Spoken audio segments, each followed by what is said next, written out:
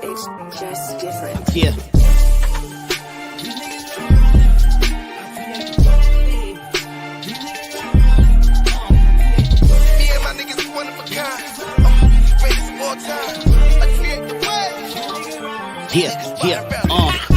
Fuck it, I'm stuck in my ways.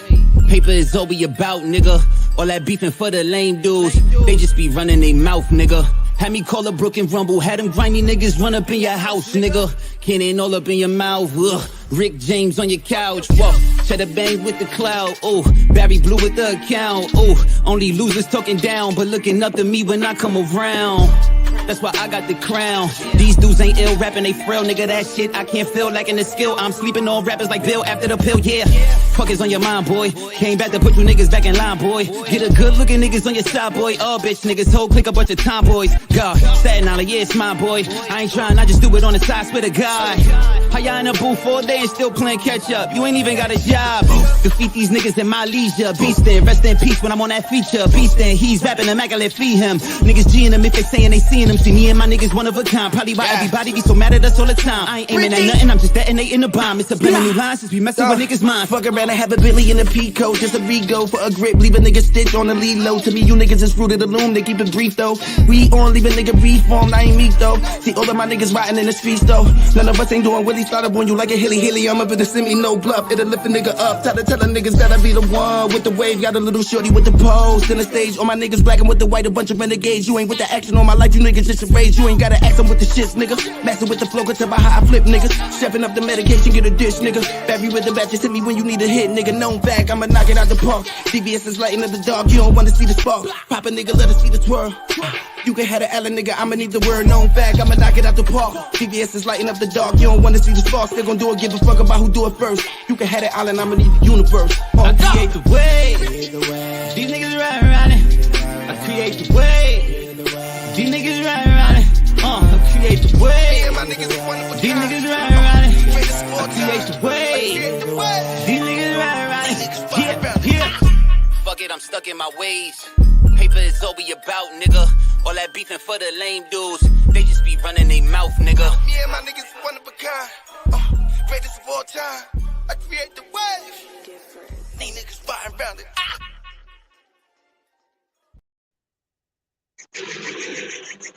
Yeah. Library. Who run the city? T-Time, Big Fan, Breezy. We in a motherfucking building. You already know how we do it, man. Yeah, we rocking and rolling, man. We appreciate y'all, man. Building, man. Like, share, comment. Blue in the building. We see you on the YouTube check-in, Brody. Hit that like button for us over there. And subscribe to us too, man. Well, I'm pretty sure Angelo Blue is subscribed to us on YouTube already. Shout out to my guy Tony. I see he watching on Facebook. You feel me? Yo, Tony, hit that like button for your boys. You heard? You know what I mean? Shout out to Tony. Yeah. So we here, man. We here. If you in the building, man, throw something in the comments. Represent your team with some orange and blue or black and white bubbles. You heard? Let's get to it. You know what I mean? Let us know you in the building. I seen Barry on the pull up. You know what I mean? Shout out to Barry. You already know the vibes. Tyrone, yeah, shout out to Barry. Shout out to you, bro, on the Facebook check-in. Word. Press that like button for your boy. You heard? For your boys. You heard? All right. If you like something, hit that like button. All right. So how you want to start this? Off season is mayhem right now, P.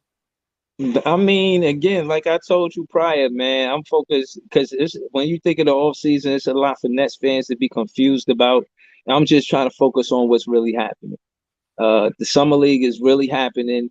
I don't know, Sean Marks, he got an extension. That's a whole different story. But I just want to jump into the summer league because Cam Thomas is still doing his thing. But I like to discuss the player development part of the summer league. That's why I'm so interested in it, to see their game grow from the first year players to second year players. I think you see that sometimes. I even seen they posted a stat about RJ and showing his how he got better year after year. I'm only saying that to say that watching players come from the draft is exciting. As a vlogger, you know what I'm saying? Watching players come from the draft is exciting, seeing if they're going to stay with the team and, you know what I mean, develop as a player. And that speaks to the summer league. You know what I'm saying? They got the championship thing now. Last year it was Obi Toppin and post. It was Obi-Wan and Cam Thomas. And that was dope. You know what I'm saying? They split it, and this year it looked like Cam, he was going forward again. And it's interesting to see how well they play together, because I figured out of that summer league, Day'Ron Sharpe, Kessler Edwards, DDJ, and Cam Thomas is going to get minutes. So seeing them on the floor together to me was exciting. So you know what I'm saying? We 2-2, and some games players had better than others, but I think development on Cam Thomas' side, it got to be a smarter shot selection. But it's impressive to see that he knows his game enough to attack the basket and not do what he does what he's comfortable with. You know what I'm saying? And that's what I like in players. I like to see that. And when I check the stat, he lead the summer league in points right now. You know what I'm saying? A bucket, but he got to work on his individual one-on-one defense. Besides that, you know what I'm saying? I see when one game he had 2 assists, and then the very next game he had 7 assists. You know what I'm saying? I thought that was like, all right, you see what you did wrong, and you wanted to work on it. You know what I'm saying? And I like Day'Ron. I don't want to be long-winded. I'm saying it's the land of plane, so we can go back and forth kind of. So, but yeah, there was a lot that I like, far as from game to game. I watched every game to see if there was change. And yeah, the summer league is dope. I mean, I don't put too much stock in the summer league, because a lot of people who play in summer league ain't gonna ever be on the NBA team. So it's just like, I feel like summer league is like the extension of the G League. It's just like practice for the guys who's actually gonna be, getting PT. So coaches couldn't evaluate them, but the competition level ain't really high. But with all that being said, you do use that to evaluate, players that's gonna be on your team. Quentin Grimes is having a pretty good summer league. You feel me? Defensively and offensively. I think he averaging like 22 points a game or something like that. And he's playing tremendous defense. My boy Deuce is having a good summer. Well, he just had a good summer league game. And Jericho Sims is doing his thing, Mr. Double-Double in the summer league. You feel me? Like every game he coming down with 10 boards, 10 plus points, and it's seeing growth in his game. It's not just the points, it's just like watching him actually play, grabbing rebounds. I've seen a few times he grabbed the rebounds and start the break himself, push the ball up the court. See him take guys off the dribble and face-up moves. You feel me? Like that was impressive to see, and finishing with dunks. You feel me? Like I bet Jericho Sims is absolutely a sleeper pick. You feel me? Absolutely a sleeper pick of last year's draft. We got away with murder getting that kid. He's an athletic freak of nature. Watching him ball out is something dope to see. And Quentin Grimes is his development is dope to see. Seeing him as well, taking guys off the dribble, going to the cup. But summer league is a place where this is the time for these guys to jack up those shots. You feel me? Like they know they're not going to get the same shot selection in the regular season. And I think the summer league coaches are encouraging these guys to shoot. You feel me? Like get your shit off. You feel me? Get your shit off and see what's up. And I just realized you ain't got no facial hair, so. Oh yeah, man, bro. I ain't get a haircut like in 3 weeks, bro. Yo, I just peeped that you ain't. I got a light beard and shit. You know what I'm saying? I got a light beard, but I shaved most of it off, man. Facts. I needed a haircut. I'm looking everywhere else. I go and look down at the screen. I just realized my bro got to sit here with the baby face on. That's hilarious. Yeah, nah, man. I had to, man. You look like a little kid over there, bro. Nah, but back to what I was saying, like, yeah, these guys ain't gonna get these shots. So I'm pretty sure it's the coaching staff telling them, like, I mean, like, you the number one option on this team. So get your rocks off. You feel me? Like, for Cam and Quentin Grimes alike. You feel me? Quentin Grimes is taking almost 20 shots a game, bro. There's no way in the Yeah. world he's gonna get those shots when he play with I the think big ball club. I think me and you kind of me, you and Kev, or just kind of like me and you first though, kind of started the debate about Cam Thomas and Quentin Grimes. And to be honest, I think it's going to be an ongoing one. I think those two It's not players are because always Quentin going to be Grimes in contrast. is better than than Nah, Cam I'm. Thomas. But look, It's not a but debate. It's what actual I fact now, bro. listen, you say that, but as far as usage rate, right? Cam Thomas played over 60 games. And I'm not saying this is not to take anything away from Quentin Grimes. I'm just saying in his rookie year, this is how many games he played.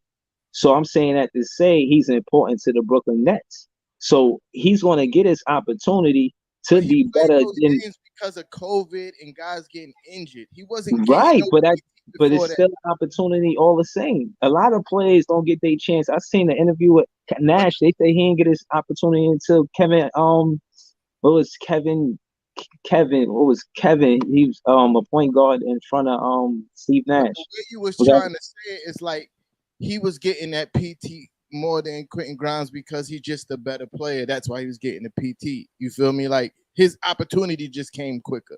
You feel me? Like his opportunity just came quicker. That's all. You feel me? Because once Quentin Grimes got in a rotation when he was healthy, he always played after that.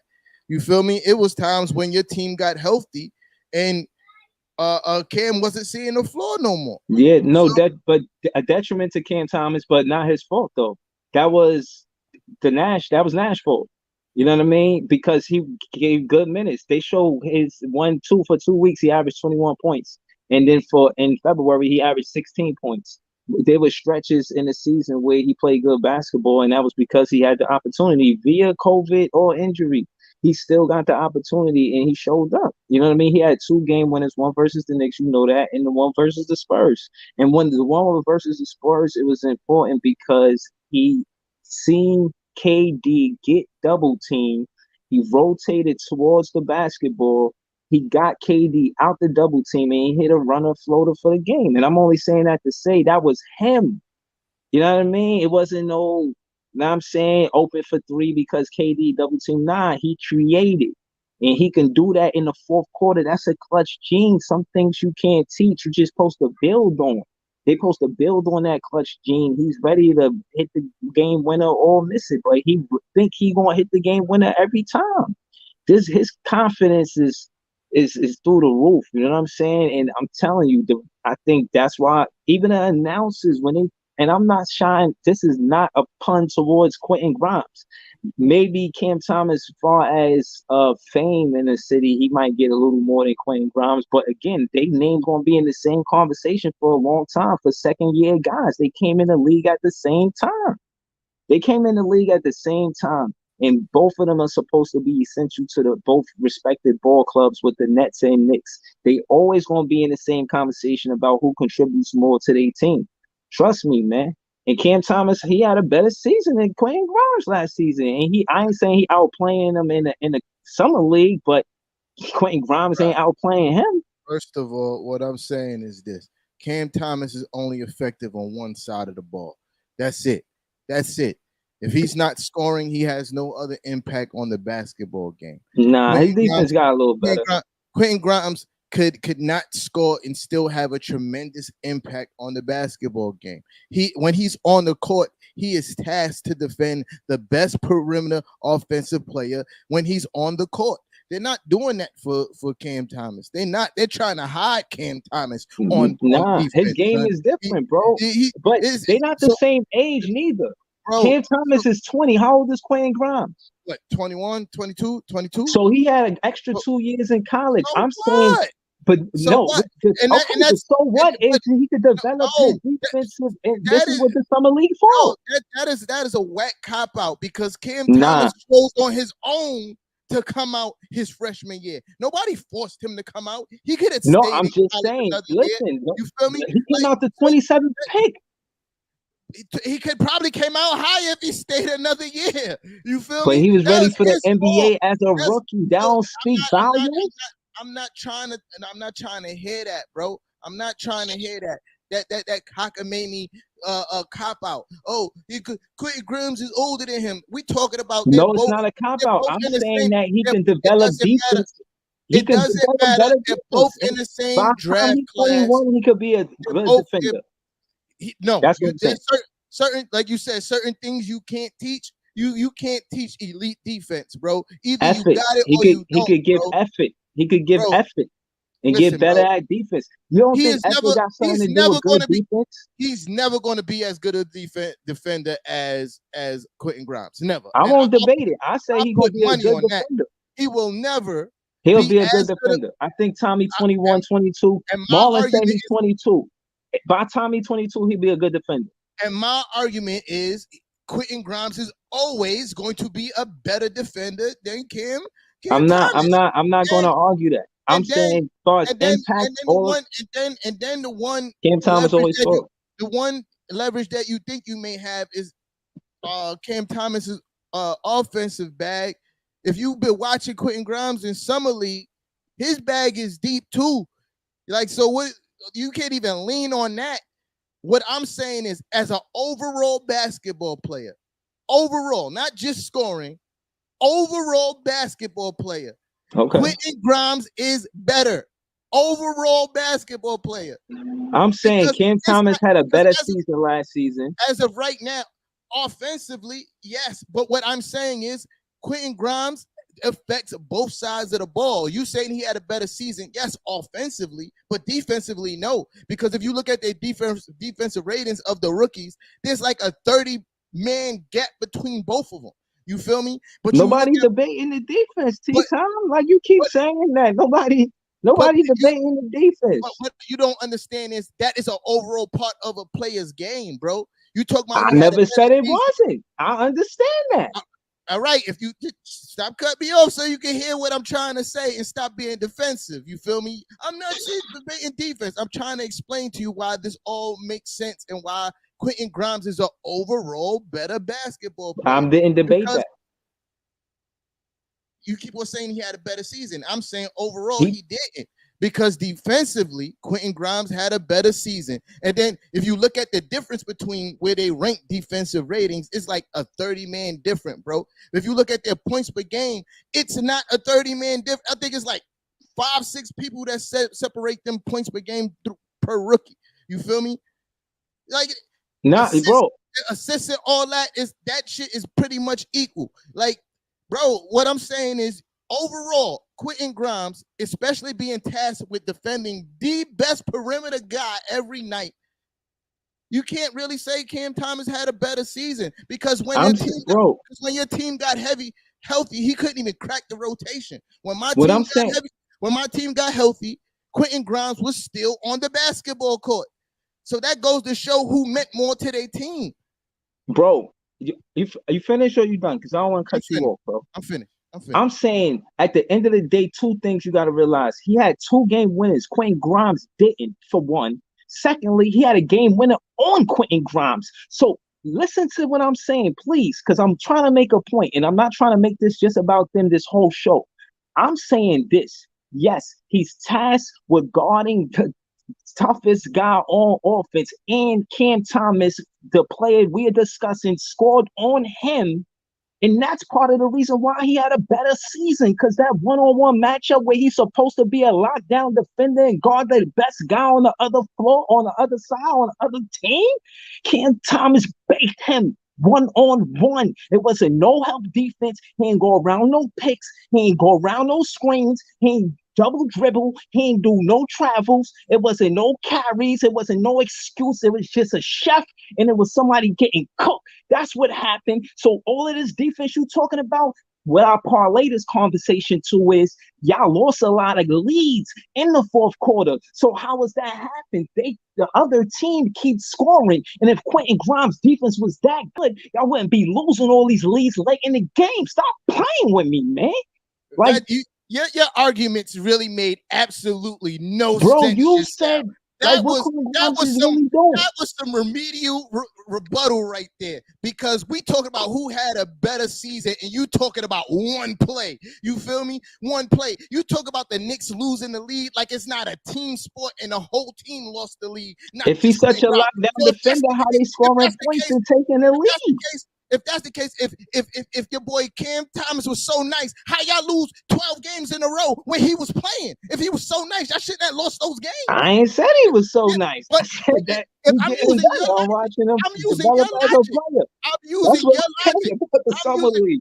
I'm using your logic that you just tried to use for Quentin Grimes that made absolutely no sense. That doesn't make sense, your logic just now, bro. We talking about overall season. You want to talk about one play and one game, bro. I'm Like, saying you said they tasked him with guarding the best offensive player. That's why I mentioned it. Because Cam Thomas is a bucket. We gave him the ball and he scored the basket. A deep three that you said was unbelievable. And the truth is that Cam Thomas always yo, takes listen, step back threes. yo, listen, bro. Listen, He always that's like, takes step back threes. He took Quentin Grimes to listen, bro. school. He said Yo, listen, bro. practice session. Robert Horry hit more game winners than a lot of players better than him. That don't mean that he better, bro. Like, Yo, Jaffe Joe said he trying to call up. but call up after 8, Brody. I'll put the number up, but call up He after said 8. ain't no. Oh, all right, there you go. Yeah, call up after 8. You heard? Yeah, like you can't base if he's better just because he hit a couple game winners. Robert already hit game He winners. hit it one on him though. That doesn't make him better though. You feel me? That doesn't make him better, bro. Like, what are you talking about? Robert Horry He went straight at him, bro. Yo, Robert Horry hit mad game winners, and he's still not better than a lot of people that never hit a game winner. All right, but do you see what I'm saying? It was a no, I don't, because it doesn't make crossed sense. him up. His doesn't shoestrings loose. Yo, What listen, happened bro. to Quentin Grimes' defense then when he had to guard Cam Thomas is my question. Bro, the sun shines on a dog ass every once in a while too, bro. That don't mean that he's better. Like, that one play don't mean that he's better, bro. It don't. It means that if at the end of the game, if your best defender is Quentin Grimes and y'all put him on Cam Thomas, I'm calling Vegas. Give me the game. I'm with $1,000. Cam Thomas gonna hit this shot. Yeah, Game winner, that's never man. gonna happen again. I promise you would never see that ever happen You again. say that, but you didn't We can believe put- that three could happen. You probably I- on the and way I'm- up salty, Yo, thinking listen, it was going to miss or we something. could- It was we could put- sweet. It actually, didn't we even hit could the put- backboard. we could put money on their whole entire NBA careers that would never happen again. I put money on that. I don't care. I put money on that. That's how confident and how much of luck I think that shot was. You feel me? I think he missed that shot 99 out of 100 times. You feel me? I think 99 Did out it of in the 100. garden, man. Luck happens, bro. You feel me? Like, I think he missed that shot 99 out of 100 times, bro, because that was really good defense on him, bro. Like, I think he missed that shot 99 out of 100 times. And I'll say it again. I put that on my whole career, on their, both of their careers. As long as they in the NBA, they don't even have to play on the Knicks. But he scored 16 points that quarter. All right, Like, that you was say nice. That was nice. He but was scoring the whole quarter. Like, I couldn't stop nothing he was doing. So all of that stuff you said about 99%, 9. In that fourth quarter, he shot like I'm talking about, we were just talking about that shot, the game winner. And I'm saying 99 out of 100 times he's going to miss that game winning shot. I'm saying he was hot. It didn't matter. Yeah, his hand was hot. And I was about to give him his kudos for putting in work. You feel me? That was the Knicks' fault for not getting the ball out of his hand. You feel me? Yeah, I guess, that right? last shot, 99 out of 100 times he will not make that shot, bro. That's a fact. We'll say, And look, hey, your own He was Brooklyn hot. Nets fans is in the comments telling you that Quentin Grimes plays defense and Cam don't, bro. I never said that Quentin Grimes played defense the same as Cam Thomas. I never said Cam Thomas played better defense than Quentin Grimes. And my whole argument is you equate defense to their whole overall game. And overall, Quentin Grimes is a better basketball player. Because even though Cam Thomas might get the edge on offense, when you look at their complete games, Quentin Grimes is better. And I don't get how you don't understand that part. Like, bro, I never I never argued that Quentin Grimes was a better player or not a better player. I said, we'll see. If he got better defense, if y'all asking me logically, do Quentin Grimes got better defense than Cam Thomas? Yes. I never ignored that. I never debated that. Y'all trying to pull me in this debate. I'm not in. I'm actually just not popping shit. I'm just like, all right, you got it. Like, but the truth is, I'm saying all that being said, because I never said it, I debated what you said. I said, yeah, all that being said, when it was one-on-one with him and him, he cooked him without a pick, without a nothing.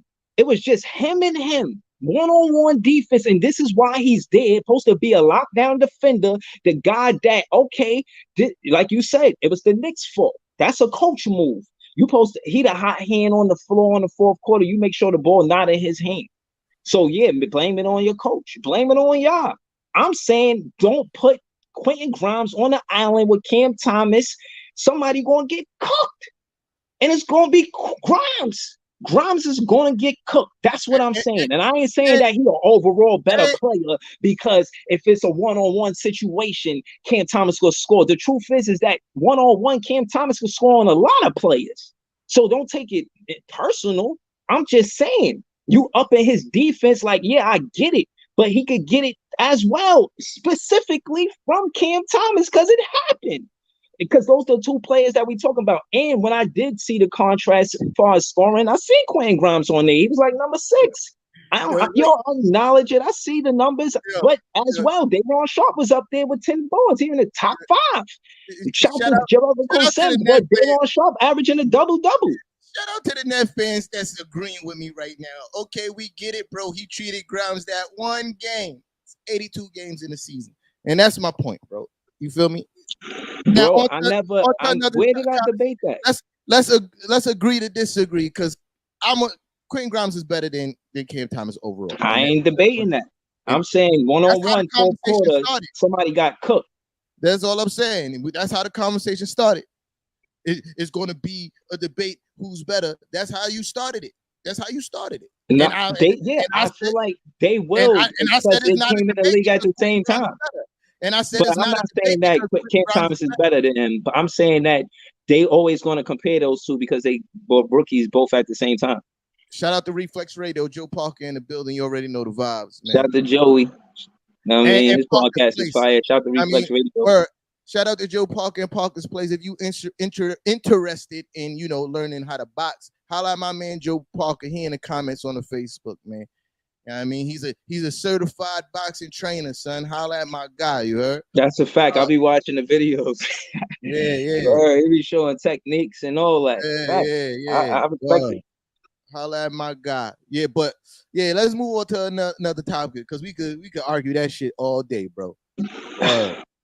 All day. Go ahead, man. I started it with that summer league, and I said what I needed to say. I like DDJ. I like Kessler Edwards. But other than that, nah, I'm good. So y'all gonna be stuck with 2 disgruntled players on your team next year, or what? I think so.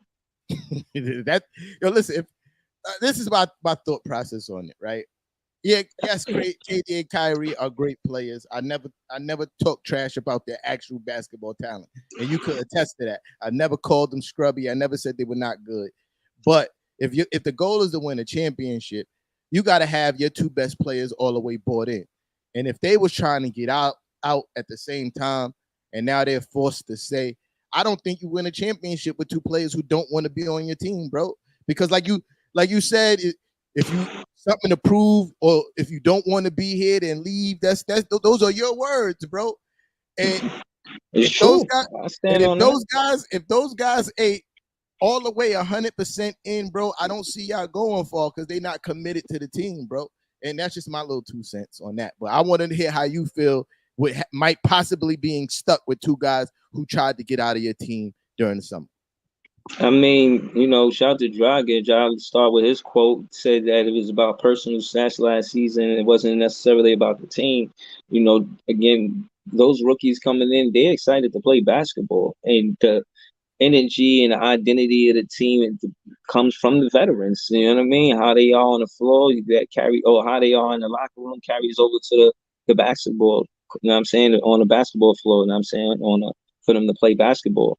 And I feel like, you know, the problem is the energy. The talent is there. You know what I mean? And respectfully, KD, he's who he is. You know who I am. Feel me? And then you got Kyrie, Mr. Basketball. I'm a hooper at heart, but so many other things are important in the world. And if Kyrie ever see this, and I clip it and probably send it to him or whatever, like they got all type of podcasts for you to go on and speak your mind.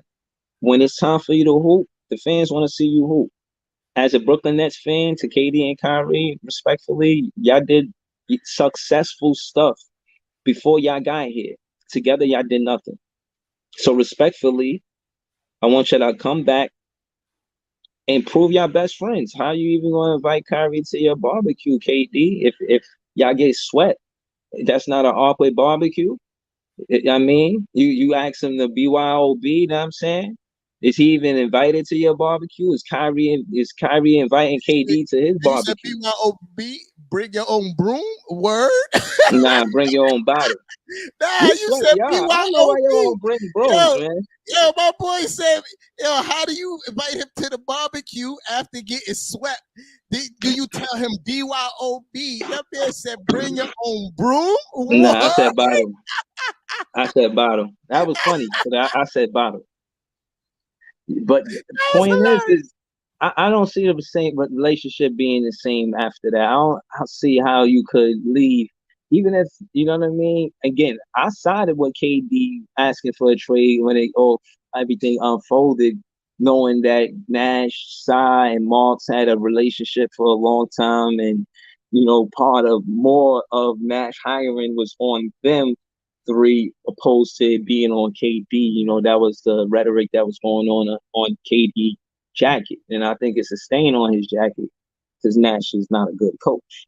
I think Nash should go to, and that's my opinion, I think Nash should go to the front office and work with Sean Marks hand in hand and get a new coach. So that way Nash doesn't look bad. Brooklyn Nets don't look bad. You look good. You know what I mean? You put him in the front office, work with them, and get a new head coach. And KD and Kyrie, I think again, I side with him after the fact because I think KD wants them to get it in order. You know what I'm saying? But truth is that Sean Marks has to say no before shit hit the fan.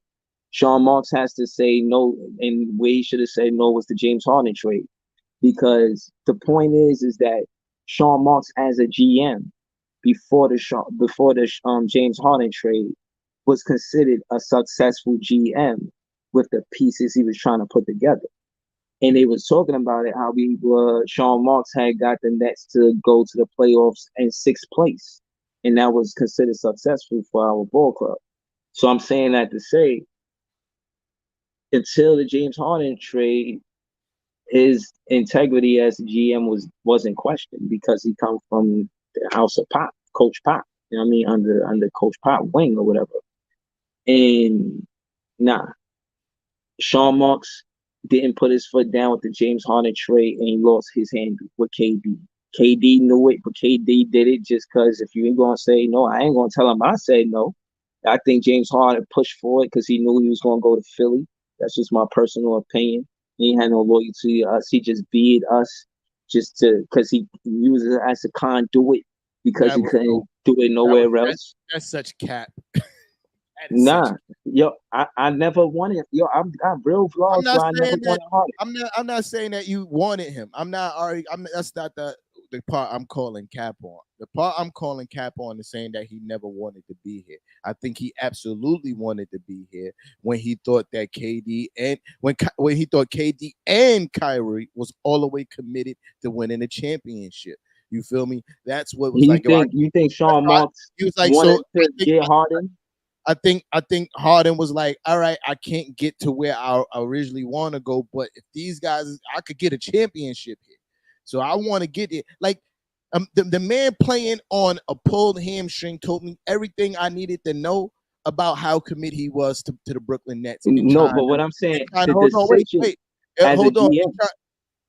And trying to win the only problem I have is what you said about James Harden not being here. Everything else James you Harden said, now what?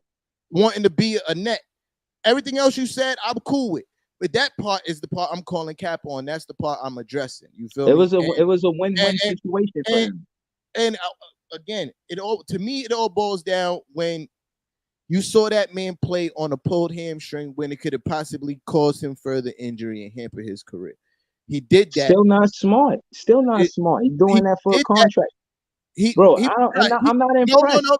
That's even more cap because I'm not impressed, bro. Because they should have played Mike James. Why we get Mike James for? If he sat because of his injury, that would not have affected his contract situation. It wouldn't. Well, my thing is he's not helping the team. He shot horrible that game. I remember the game you're talking about. He has a pulled hand. Y'all didn't have no other choice. We had Mike James choice. That was our choice. Mike James is not James Harden, bro. Just the so what? James Harden wasn't productive that game. That's just a name on a paper at the end of the day if they're not healthy, bro. What you're saying right now is making absolutely no sense, bro. James Bro, Harden, I know what I'm talking about. We never wanted Harden, and it don't make sense. You never wanted Harden. James Harden. Obviously, the team wanted James Harden. That's why they traded for him. You didn't want him, but that's his mistake. I'm saying that's where he made his mistake. And for you to say that James Harden didn't want to be a Brooklyn Net, my point is that man played on a pulled hamstring in the playoffs to try to help y'all achieve the ultimate goal, bro. Kyrie, bro, he wasn't doing us no favors. We was better off with Jared Allen.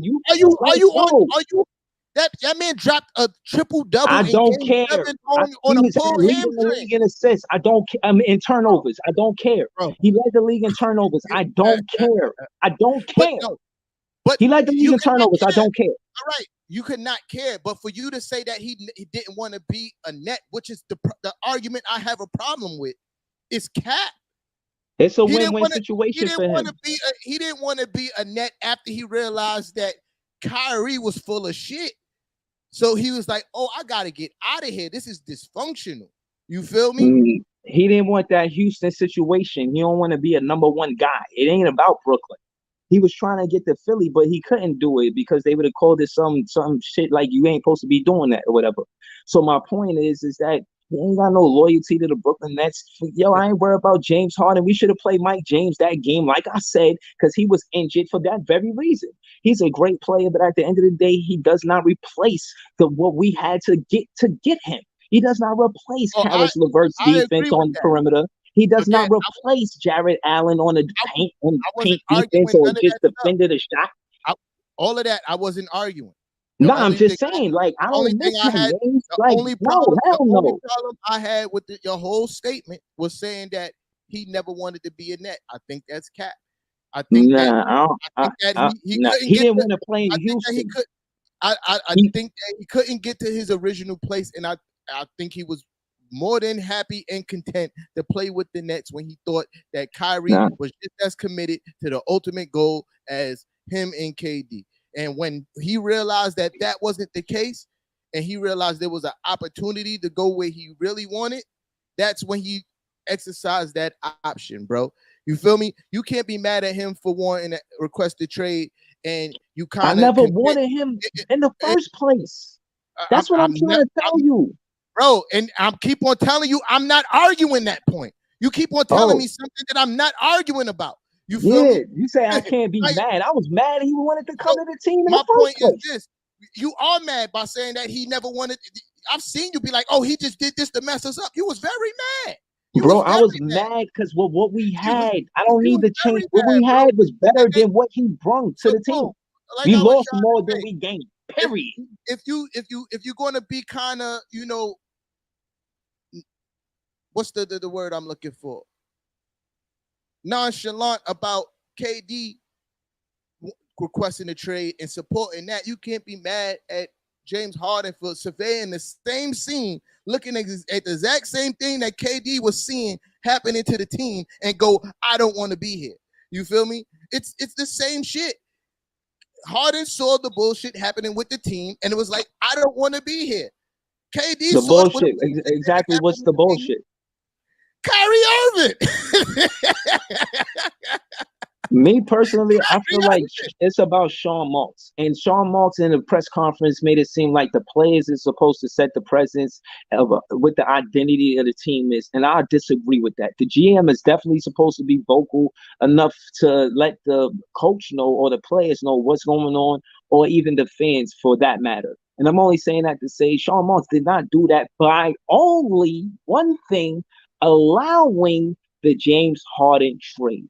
If he would have said no to that, we'd be champions, in my opinion. But my point is, we lost more than we gained by the trade. And ever since then, in my opinion, his GM-ness was in question. But they just gave him an extension. So they trust Sean Marks.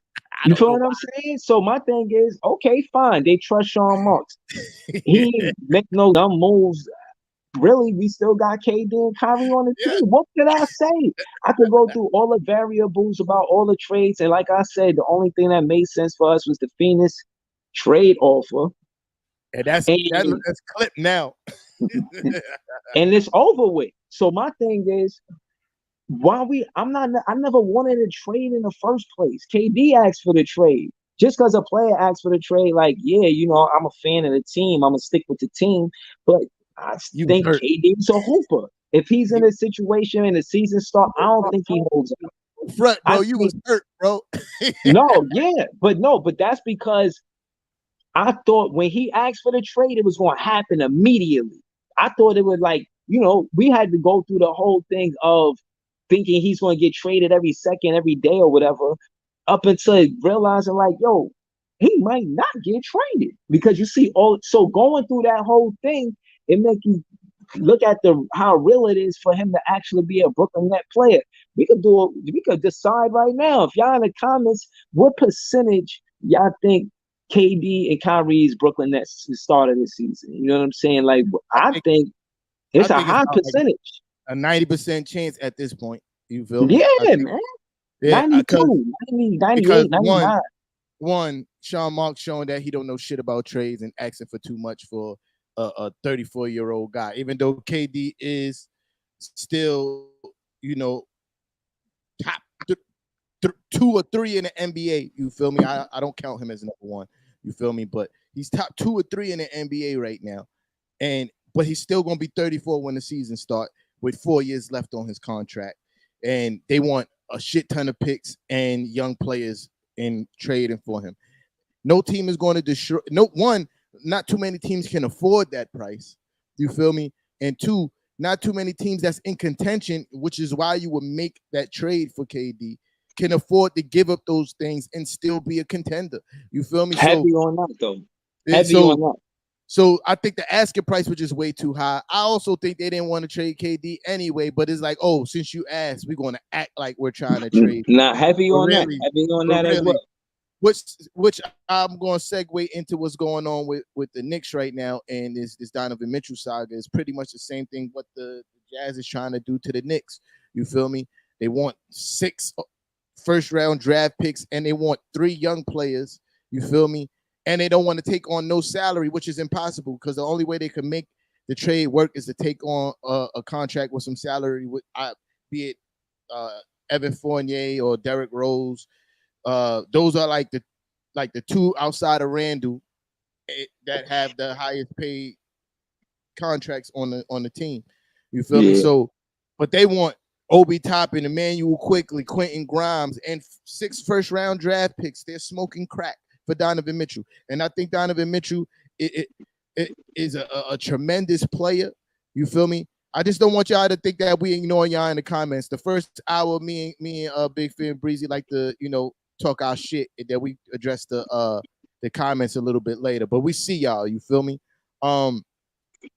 Yeah, but you know, they want those guys in 6 first-round picks. That is crazy. You feel me? Danny Ainge is on drugs, and I think keep talking. I'll just post their comments to let you know we see them or whatever.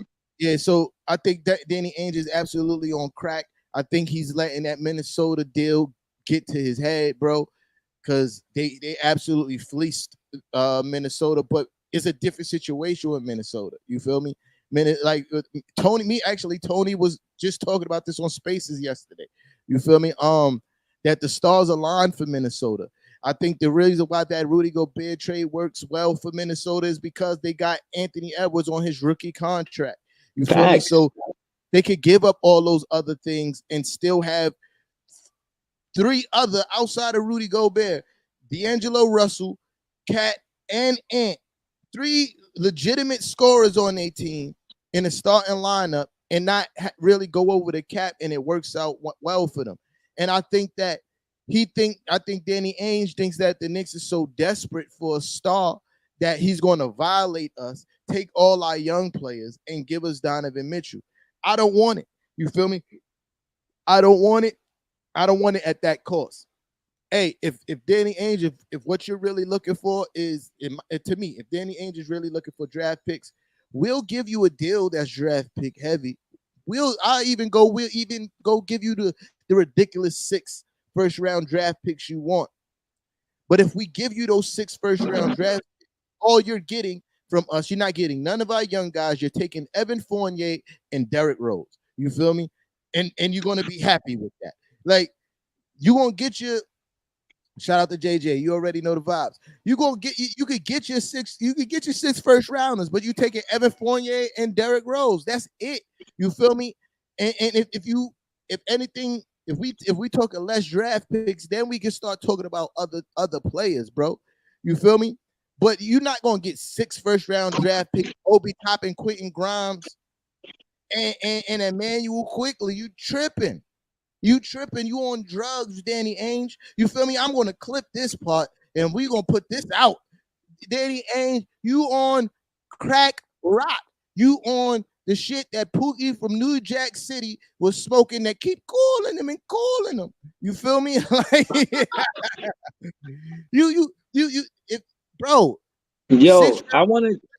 He's trying to literally break a record. He said he wanted 6 to 7 first rounders. 7 is the record for the NBA ever in first rounders ever being traded, bro. Like, he wants to break a record with the Knicks, and he's not going to do that, bro. Let me rant, bro. Let me rant, bro. This front office has not made those stupid moves, bro, and I don't think they're going to make those stupid moves, B. I don't see them trading all those draft picks and all those players. That is highway robbery. Danny Ainge is on crack thinking that the New York Knicks is going to give him 6 draft picks and 4 young players that have tremendous potential. You feel me? We got a caller. Hold on. Yo, caller, hold on 1 second. You bugging if you think we're going to give away 4 players that have tremendous upside and 6 first round draft picks for Donovan Mitchell. I would love Donovan Mitchell on this team, but not at that price, though. Let's take this caller. Who run the city? Who this? Yo, who run the city? Who this? I said, yo, who run the city? Who this? This clip. He didn't respond quick enough. Whoever that was, called back, man. Yeah. No, I feel you on all that, bro. I feel like, and adding to that, not taking no butt to it, but adding to it, I feel like, again, the draft. You got to build from the draft. The ball club is stronger building from the draft. Who run the city? Who this? You know who run the city, man. The Brooklyn Nets run the city, man. It's Cap. Jaffe, I told you about calling my phone capping, bro. I talked to Jaffe Joe. What's yeah, good, Brooklyn bro? Nets run the city. You know what's up. Hey, shit, talk your shit, bro. I mean, Breezy got to chill, bro. Yo, Grimes is an overall better player than Cam Thomas. You heard that from a Brooklyn Net. I'm not debating that. Is deep, like, you feel me? I feel like Cam Thomas got a deeper bag than Quentin Grimes offensively, but overall, Grimes is better. He played defense. Defense win championships. You feel me? So all that offenses don't move me, bro. I told you this yesterday, bro. I didn't debate none of this. You gotta fill me in on what y'all was just talking about. I couldn't hear you. Nah, we transferred the conversation over to Utah trying to rape the New York Knicks, man. Oh yeah, I seen that. That's crazy. Yeah. Danny Ainge smoking They crack rock. offer half the team, all these picks and all that. That's crazy to me. Yeah. Danny Ainge on crack rock, bro. He on crack rock. He bugging. But I can see where he get his confidence from after what he did to the Timberwolves. Yo, I'll be right back.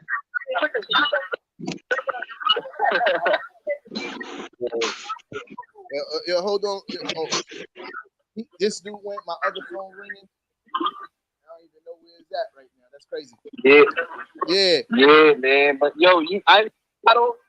Y'all was talking heavy when y'all thought he was going to be gone and all that. Now it's looking like he coming back. Y'all been treating y'all, man. Y'all been experiencing treating y'all steps. Yo, listen, man. You talking about KD coming back? That's what it's looking like. Yeah, listen, man. Y'all gonna have two disgruntled players on your team. Two guys that don't. Yo, listen. KD is a basketball player. He's a professional before anything. He gonna lace up his kick and ball out. As for Kyrie, I don't really know about Kyrie, but it's a proven year for him. So I'm expecting him to come and ball. Yeah. Listen, man. I think when you trying to win a championship, right? You have to have two players. You have to have all your players 100% invested in your team, bro. And I don't see that. If those guys are trying to get out, Kyrie is on the last year of his contract. I don't see him being all the way invested in the Brooklyn Nets, bro. Like, we already know where he wants to go. He was sitting next to LeBron and Summer League. We already know where he want to go. You know, but it's not. I feel you. He getting his it's not what's about his where face you on? want to go. Where he want to be, swilling the dee-doo-dee-dee, son. Yo, he could want to be there all he wants. You feel me? But as long as right now he's a net. You feel me? KD too. So they're gonna have to put all that aside and play ball, bro. I like what Sean Marks is doing, all the pieces he added, you feel me? For a championship contender. I mean, listen, man. Y'all got some people, but I'm still not convinced because one of those guys barely played because of injury. You feel me? But you can't. All right, you keep talking about injury and all that, right? He had the whole season of rehab, right? He had a successful surgery. He's showing us here in the gym. We know who he was before the injury. He was 20, 10, and 8. But Ben Simmons is a lockdown defender. He's a great player. You can't take that away from him just because he had an injury. KD saw his Achilles, came back, and was averaging 30 and 8. What I'm saying is this: TJ Talk that shit, Jockey. A career history of injury, bro. He's averaging 47 games for his career. You feel me? 47 games for his career. I thought you were talking about Ben Simmons. Nah. Ben Simmons.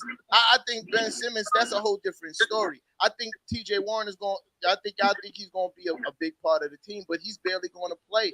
Like he has a lower game average than Derrick Rose, bro. Derrick Rose averaged more games per season than T.J. Warren, bro. That's crazy. You feel me? Like, I mean, so like I said, man. I'm not really impressed by that pickup because he's not going to play. Ben Simmons, I just don't think he got the heart to do it in the playoffs, bro. You feel me? I don't think he got the heart to show up in the playoffs. See him. You feel me? Why you said something about he just say want to be in Philly, bro. Because y'all you just trying to kill him because right? he's on the other side of the fence. You seen when he was averaging when Joel Embiid went down in the playoffs, bro? Come on, stop it, bro. You can't just say that off of one bad series, bro.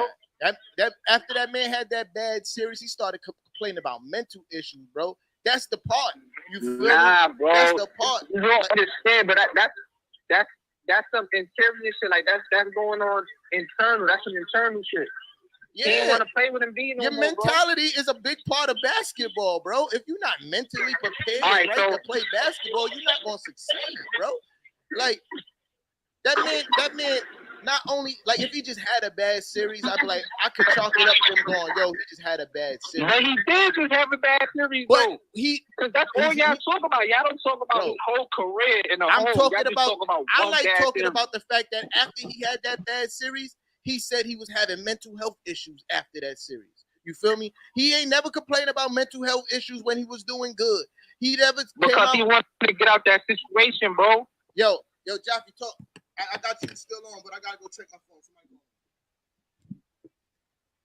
All right. Yo, shout out to Jaffe Joe, man, holding it down for the Brooklyn Nets fans.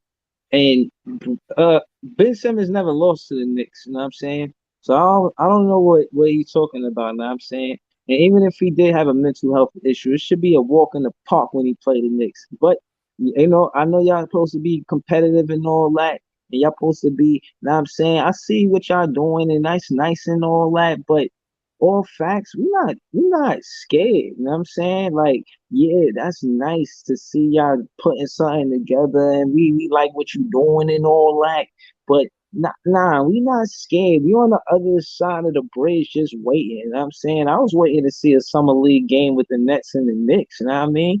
Like, yo, man, I'm not worried about nothing, you know what I'm saying? Like, I hear all of that chat about how Grimes a better player, and y'all trying to make it seem like I'm mad that y'all saying Grimes a better player. I didn't say that Grimes wasn't a better player than Cam Thomas. I did not say that. I said when it was 1-on-1 with Cam Thomas and Quentin Grimes, somebody got cooked. That's what I said. And he said, oh, it's a lucky play and blah, blah. And I said, he said he won't make that shot 99% of the time. I said he was cooking him the whole fourth quarter. He couldn't miss. I don't understand what y'all don't be understanding about what I be saying. I didn't say Quentin Grimes was a better player. I mean, Cam Thomas was a better player than Quentin Grimes. I'm saying, yeah, you talk all that defense stuff, but when it's time for his defense to step up, he got baked. Cam Thomas spanked him out there, put him over his lap, and told him apologize, pause, or whatever. He gave him that work. And y'all mad at me for acknowledging the facts. Y'all remember that? Y'all remember the comeback? Don't call it a comeback. What you talking about? Stop playing with me, man. I don't want to reach out and touch our Knicks fans' soul because at the end of the day, I'm trying to be polite. I'm trying to have a one-on-one civil conversation without arguing, without debating, without talking over each other. I'm trying to make it a professional environment around here. Y'all trying to rile me up, bringing up situations about who's the better player. I'm saying yes. In contrast, they're going to be compared all their NBA careers. They're going to compare them. The whole NBA careers, they're going to compare them. They were rookies at the same time. They're always going to compare the two. And I'm not saying... I don't know if Jaffe was still on the phone. Not a better player. I'm saying when it was 1-on-1 with them two in the situation, somebody got cooked. Yo, appreciate you for calling up, bro. You've been on the phone for a minute, son. All right, bro. Appreciate you. That's Cat, man. I told you about calling my phone Cat, man. All right, later.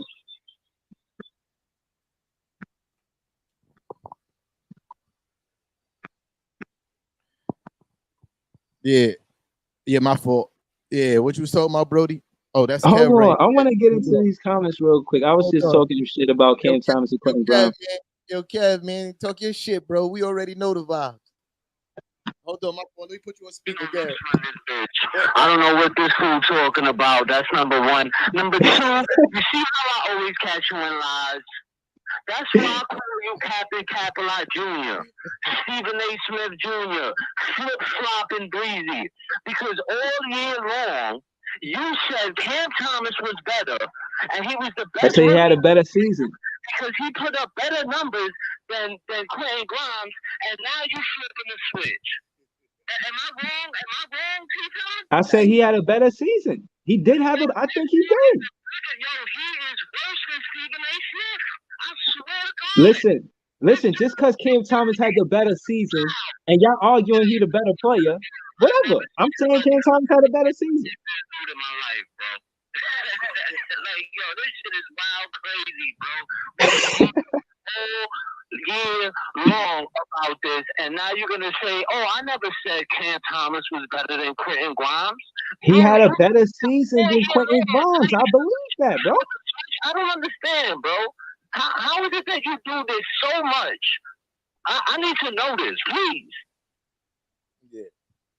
Bro, he had a better season than Quentin Grimes. I'm saying that. I'm not saying he's a better player all around, because that was T-Time argument. T-Time argument is he a better player all around because of defense. When you look at offensive defense as a whole, can you say Quentin Grimes is a can you say Cam Thomas is a better player than Quentin Grimes?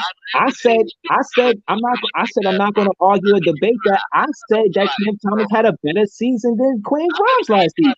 I ain't saying he's an all-around better player though. I'm not saying that. Get the video of me saying this. I never said this. Bro, Cam Thomas beat Quentin Grimes 1-on-1 in the fourth quarter. That might make him the better player. That might make him the better player. Now what? Like Cam Thomas 1-on-1. 5 minutes, bro. What's up, bro? And then he blocked me from his group. I can't comment on it. For what reason, I have no idea. That's cap. But you know he blocked me because I'm a threat. It's like, Cam, that's cap. Hold on, can I address that? I mean, the callers call up and they get to spit cappery. Can I reply to the cappery? Can I reply to the cappery? Look, I'm saying again, when y'all accuse me of such, when y'all gave such, hold on, when y'all put that stain on my jacket and gave, trying to put me on punishment, nah. Bro, can I finish? When I got that stain on my jacket, and was I ain't blocked him. So how did I get blocked from commenting on your page? It don't bro, happen. Just don't happen. That argument is not for this show. Bro, listen. Yo, Kev, appreciate you on the call up, Brody. All right, later. Yo, first and foremost, to address the situation and then segue into something else, basketball, right? I didn't block him off the page. When I looked at the page and it says blocked or unblocked, he's not blocked. And as far as activity on the page, he's one of the more active fans on the page. So I have no reason to block him. He said that, oh, you came to the page, we keep the lit. It's partly true. Partly the activity is because of Kev specifically, himself. But all in all, yeah, obviously there's more activity for me, but case in point is the Knicks fans do contribute. I'm not saying they don't. So case in point is, as the page is growing, I have no reason to block unless it's interrupting the culture with SMD or something negative and disrespectful. Other than that, I have no reason to block no fan unless it's those things. Yeah, we got another caller. Who run the city? Who this? Brooklyn Nets won the city. It's Cat. Who calling? This is Jay. Oh God. So good shit, Jay. Jay took his shit, bro. Brooklyn Nets definitely run the city. You know what I mean? I feel like we still gonna be in a good position to compete no matter what. It's looking like KD ain't going nowhere, but I think the Toronto Raptors did open up Scottie Barnes like I told you they would. But I don't know, that could be capped, but I've seen reports of that. And, Brooklyn, we still in a good position to be good next year. We still going to beat the Knicks. State championship is ours because we run the city. City championship. Happened. We got the city championship belt, man. I'm about to get merch. It ain't even next later, really. But did y'all see DeAndre Ayton make the best play of his career just now? Now, y'all playing right now? No, I'm just talking about that he forced the team that said he wasn't worth max money to give him max money within 4 hours. Oh, yeah. Yeah, he had Ari at those meetings or something. Fact. Yeah. He made a big boy move, son. That was a big boy. That was.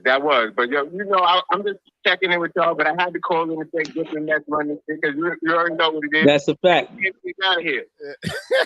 That's a fact. Brooklyn Nets, baby. Brooklyn Nets run the city. Jay, appreciate you on the call up, but that's hilarious. Whoever's trying to call back, man. I can't pick up when I'm on the line with somebody else. You heard? Because I'm getting the missed calls. I see you calling. The phone is vibrating, but I can't. Yo, until they get here, I'll segue into what I wanted to talk about from what you was talking about. Is that the draft makes the ball organization, the ball team stronger because it gives the ball team more say in the matter because of the rookie contract and the rookie contract extension. That's still a crazy statement, bro. Just say team. Yeah, bro. yeah. No, I tried to whiz past that. It's not a crazy statement. Keep going, keep going. No, look back. Don't look back, man. Don't look back, man. Keep going forward, man. You forward. Yo, yeah, talk your shit, bro. Talk your shit, bro. Oh, I thought you was the phone. I was the phone call. No. Oh, no. The rookie contract. It gives the ball team more power. You know what I'm saying? It gives them more say in the matter as far as contracts, whether the player stays and goes. And I'm saying that to say that that's dope because, again, maybe with the Ewing thing, you could bring that up. But more of what I'm saying now is, you know, when the rookie gets in the league, the mindset could be get the bag first. That was the whole thing with D'Lo. D'Lo was winning in Brooklyn, but he wasn't going to get the bag because Kyrie and KD, like, it was all rumors that they was coming here for a long time. Yeah. And he knew we wasn't going to give him the bag and he was going to stay. He knew he was going to get traded. But the Brooklyn Nets liked what was going on with D'Lo. I said that to say, if D'Lo was a rookie here and playing here, we would have had a different conversation about his contract, about whether or not he stayed. And the rookie contract gives the ball team power. And I said that in contrast to what you were saying about Anthony Edwards. He was on that contract. So it's like you drafting these players and they're playing great. It's different from, and I really feel like it is a different identity on how you build the culture of the ball team, whether or not it's a draft pick or a free agent. A draft pick is saying more, okay, we're going to build around you more than a free agent. I feel like a free agent could come and go more than a draft pick. At least that's what the winning ball clubs do. You know what I'm saying? It look like the winning ball clubs take their draft picks more serious, and you know, who has the draft picks, you know what I mean, can I won't say move mountains, but could make a lot of maneuvers, you know what I'm saying, in the NBA world, depending on what they do and who they get. But still, they have the upper hand in the situation the more draft picks you got. This is why I never agreed with the James Harden situation. We lost a lot. You know what I mean? Yeah. We lost a lot, and it put a lot into our now. And again, and I said this, and I'll say this to land the plane to see what, you know what I mean, what you want to say about it, is that the bad mix is putting a rookie coach with the superstar primes of KD and Kyrie. That's a bad mix. You know what I mean? Like, it worked for Kerr. I just feel like the infrastructure was there before Kerr got there, and he just followed suit. You know, honestly, you know what I mean? But that wasn't the same for us. The infrastructure was being built with Kenny Atkinson because his voice was heard. I only said that in contrast to Steve Nash's D'Lo. He was playing well on offense, but he wasn't playing defense, and Kenny Atkinson sat him, spoke to it in a conference after the game. And I'm saying that to say Nash never set the tone, and regardless if you got superstars or not, hence a Coach Pop with Duncan or David Robinson or even a Kawhi Leonard, you still got to be able to set the tone. And you heard, I don't know if you heard others or mutters of Kawhi Leonard not getting along with Coach Pop. Yeah. And that's part of the reason why he left. And I'm saying that to say sometimes that may happen, but as a coach, you got to set the tone for your team. You can't put it on the players or the GM. You got to set the tone. And I feel like a coach is supposed to be a tone setter. You know what I'm saying? Not just a managed personality guy. So I'm landing the plane saying, I said all I had to say that when building a team, you set the winning ball clubs are doing it from the draft, and they have power from the contracts that the rookies get. You know what I'm saying? And yeah, you build from the draft. Oh, this is what I wanted to say. The second thing I wanted to say, and I won't be long-winded because I wanted to hear what you want to say about this. Do you think that Utah gave Donovan Mitchell and Rudy Gobert a fair crack at it? A fair chance to say things didn't work. If it was going to work, it would have worked. Like, how many years did Donovan Mitchell and Rudy Gobert, the superstars of the team, because they like going into rebuild now? You know, they got some good pieces that are rookies too, but still rebuild mode. I think How many years they had? A good 4, a good 5 together. Spiders only like 25, so I'm thinking about 4 or 5 years. You feel me? Is that enough time to say we tried? I mean, Spider's been playing at a high level since like after his first season. So you could really say that Rudy Gobert's been in the league longer and he's already been quote unquote an elite player from the time that Donovan Mitchell got there. They had Mike Conley for a while. I mean, I think Utah did themselves an injustice by giving Rudy Gobert that big ass contract. You can't give a guy that's that offensively limited that much money. You feel me? Because yes, he's a great defender and he can alter the game with his defensive ability. But when it comes down to it, especially in playoff basketball, the name of the game is put the ball in the hoop. You're gonna need somebody to put the ball in the hoop. You heard? Like, and you can't in crunch situations, you can't give the ball to Rudy Gobert and be like, yo, go give me a bucket. You feel me? And in playoffs, and when you're looking for a championship, your first and your second best player, you got to be able to look at them, pass them the ball, and be like, yo, go get me this bucket, bro. And there's no way you can look at Rudy Gobert to do that. He has no offensive game whatsoever. You feel me? Like, you can't, no back to the basket, nothing, like nothing, bro. If it's not an alley-oop or put back, it's clipped for him. So no, but I say all that to say, I think Utah did themselves an injustice and didn't give themselves a fair shake by giving Rudy Gobert all that money. If they wanted to give themselves a real fair shake, they would have looked at Rudy and be like, yo, you're tripping asking for all this money because we're trying to win, because we need somebody else that could score with Donovan Mitchell. Like, you may not be able to find somebody as defensively dominant as Rudy Gobert, but you could find somebody that's similar. You feel me? Still having a tremendous impact on the game defensively from Rudy Gobert's position. But you could also find a decent scorer to pair up with Donovan Mitchell and have that same. So, like, that's what all I'm saying is that when you were saying if they gave themselves a fair shake, nah, they didn't. They gave Rudy Gobert too much money. And then you add the fact that Donovan Mitchell don't like Rudy Gobert. You feel me? Like, that's well documented. That like, too. After he did that shit with COVID, I don't blame Donovan Mitchell for not liking Rudy Gobert. But how many years? How many years was it that they played? Was it 4 years? About 5 years? They made the playoffs. I want to say about like 4 or 5 years. I think Donovan Mitchell is like a 5-year vet. Right. Let me double check so I'm not capping. Right. And also I said that to say I think probably the longest duo or trio that didn't win it was probably Utah with Hornacek, Stockton, and Karl Malone. Like, they were always competitive year after year. Everybody knows that. Even went to the finals versus the Chicago Bulls. We all know Game 6, right? But at the same time, they had even though they never won it, they had a lot of success. You know what I'm saying? Winning in the Western Conference with those 3 players on the team. And I'm saying my conversation is going in the direction of how much time do you give 3 players or 2 players? They played 5 years together. To work. They played 5 years together. Right, 5 years. So that's what I'm saying. Kyrie and KD should play 5 years together at least to get it right. Listen, bro. Donovan Mitchell been averaging 20 points a game since his first season.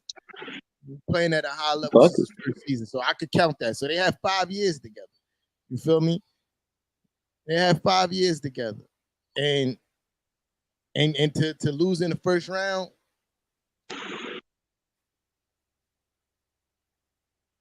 call up, man. Call up. The lines are open, bro. If that was you, Angelo, trying to call, bro, I think you was calling while somebody else was on the line, but the lines is open, bro.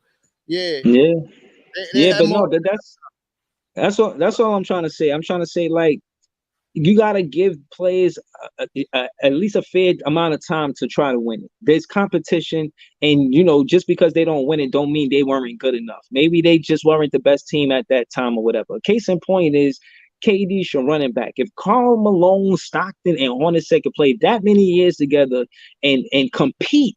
Regardless, they look at each other and be confident, like, nah, we're gonna stick together, we're gonna win this. We need some of that, especially if you're saying you and Kyrie best friends, KD.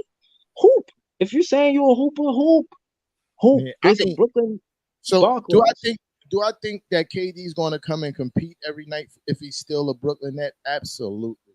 You feel me? And I also think that when Kyrie is actually on the court, he's gonna do what Kyrie does. You feel me? But my concern, which is not really a concern, but just my observation or what I think is going to happen, for a better term, what I think is going to happen when it comes down to it, when you need that 100% commitment to the team when it matters most, it ain't going to be there, because I feel like Kyrie's already checked out from the organization. He's going to play this year his contract out. You feel me? Like, I think Kyrie's literally here to play his contract out, and then when it's up, it's on the greener passes. Like, I think KD really wants out of the Brooklyn Nets, but he messed up. You feel me? He messed up. He signed that extension, bro. You feel me? Like, so. But all right, but even if we went down this road, right? And this is what I'm saying, career-wise. Either you want to retire Kyrie and become this guy that has, be this guy who you are without basketball. You want to do that? Do that. Me personally, I feel like you should continue to play basketball, because the notoriety that you have and the fame that you have and all of the money that you have to even share and be the person that you are comes from basketball. So I think priority-wise, as a fan, I would love to see you hoop first. And if you want to discuss anything besides basketball, go on one of these podcasts, one of these radio shows, and talk about whatever. But other than that, when it comes down to the pregame interview, the postgame interview, while you on the floor, I want to see you mentally locked in. Don't say that you somebody who favor Kobe Bryant. One of the best things about Kobe Bryant, no matter what he was going through in his life, he locked in. He was able to have a Mamba mentality and lock in. And that's the difference. And I heard you and Jaffe Joe talking about that as far as, the mentality and Ben Simmons. And I'm saying that to say that's which separates good to great. The good mentally think about it in a casual way, I imagine. The Mamba mentality ain't casual. For you to think like that and play like that and put that much work ethic and energy into basketball, that mentality, Kobe made it famous. You know what I'm saying? Just to put a player into that perspective, right? Of what you talk about, how it's like, yo, people, when you hear basketball players talk about how good Michael Beasley actually is talent-wise, right? They'd say that man is super nice. Like, he was supposed to be one of those guys, but he didn't have the work ethic or the mentality to be one of those guys. You feel me? And if you ever watch Michael Beasley play, and you just saw that he had all the tools to be one of the greats, but it's just something up here that wasn't committed 100%. If he had like the Kobe Bryant and the Michael Jordan mentality, I easily think Michael Beasley could have been one of those guys that we'd be talking about, like, yo, yeah, we might have to put him in the top, but he mentally he wasn't there. And there's quite a few players that was like that throughout the NBA. You feel me? And that's the point that I was trying to make. Whether it be of your own doing or mental health issues, your mind gotta be there. You feel me? Your mind gotta be there. Like, and if it's not there, you're not going to transcend to that next level. So, and that's the worry. That's the worry, because mental issues is a real thing. That's my worry with Ben Simmons coming into that's how they say, get your head in the game. Yeah, how is he mentally? You feel me? Like, that man said he had mental issues, like, and it's not like he just had mental issues. You saw it like manifest itself on the basketball court. Him like literally being afraid to shoot the basketball, like lay it up. You feel me? Getting to the rim and passing out of layups. Like, he was having a good playoffs up into that series. You feel me? And he just refused to shoot. So when you talk about mental issues, you saw it actually manifest itself on the basketball court. Mhm. That's the part that I'm talking about. Like, and you know, I can't argue if his injury was real or fake because obviously he had surgery. You feel me? So, Surgery is for real. so, I ain't get surgery, but but it's my thing serious. is, we didn't hear nothing about this back injury most of the season. We had it was other space and opportunity for him to play basketball, bro. You feel me? And he chose not to. So that's a Yeah. worry. You feel me? That's a worry. And if he was on my team, I would be concerned about that. Yes, I know he's a great defender, but are you mentally okay to play basketball when things don't go your way? You feel me? And even though it's Brooklyn, they're still New Yorkers. And if you possibly start shit in the bed and the crowd start turning on you, are you going to do what you did in Philly? You feel me? Or Right. you going to rise to the occasion? And Right. that's the concern I would have with him. But Yeah. No, I feel you. I yeah, feel you. but I yeah, feel you like know, we talk I about feel Nets like a lot. I want to get back to some Knicks shit, man. hold on, just landing the plane real quick. I feel like hashtag something to prove. We're gonna see. I'm not panicking or I'm a fan of the Nets and I'm not worried. We was fine being the underdogs. Sean Marks made those moves for us to be the favorites. We was fine just climbing up, getting better year after year. We went from being the underdogs to the favorites. So again, I'm interested to see how it all plays out. I'm interested in the summer league. I want to see who win the summer league championship. We gonna see. I'm good.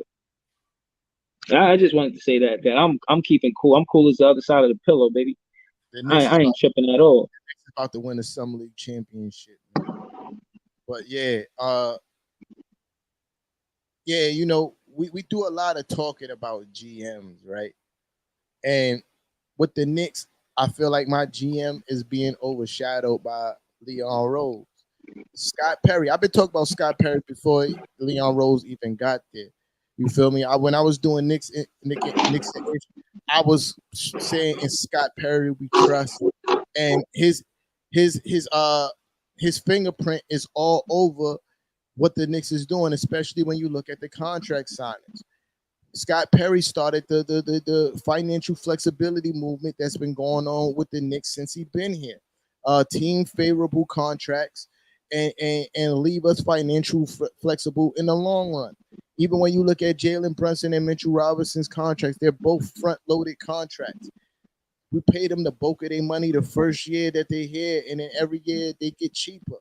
You feel me? We a lot of our contracts usually end with a team option, no matter what year it is. Is a 2-year contract. The second year is a team option. 3-year, the third year is the team option. 4-year, like the only two people I think on the team that don't have, a team option is Julius Randle and Jalen Brunson. You feel me? Julius Randle has a player option. I think Jalen Brunson might have a player option as well in his final year. But other than that, like, if we don't make this trade next year, we be financially flexible again to make a play on another player, bro. You feel me? Like most of the people on our team, they're either outright off the books or we have a team option on them. You feel me? So I'm not saying we're gonna have a tremendous amount of money to spend, but we might have a little 20 mil to throw around. You feel me? In the upcoming year. And that's because of Scott Perry. In Scott Perry, we trust, bro. You feel me? I think Leon Rose get a lot of credit. He gets a lot of the blame too. You feel me? But we can't overlook my guy Scott Perry. He's been doing a tremendous job. Whose job it is to draft players? It's the GM's job. You feel me? It's the GM's job. Since Scott Perry got there, we got RJ Barrett, Obi Toppin, Emmanuel Quickly, Deuce McBride, Quentin Grimes. Since he got there on his watch of drafting, these are the players that we got. RJ Barrett is a 21-year-old 20-point scorer. You feel me? 21-year-old 20-point scorer. I think Spider, when he came into the league, he was like 20-something. You feel me? I think he played 2 years in college, if I'm not mistaken. Right? If I'm not mistaken, I'm trying to get. No, he came into the league at 21. He Came in the league at 21. Hold on, this is my brother real quick. My fault. Let me take this call. My fault. Talk your shit. I'll be right back. Well, he was talking about Donovan Mitchell coming in at 21. And, you know, I was saying the same thing about Cam Thomas. He 19, came in the league, 20, he'll be 21. I think he believes he's 20 now. Daron Sharp, he's 20. He came in to the league when he was 20 years old, 19, 20 years old, young. My fault to cut you off. I just don't want to lose my train of thought. You feel me? That was fluky. I didn't change the topic. Yeah. That was fluky calling. Shout out to my brother. You heard? Shout out to yeah.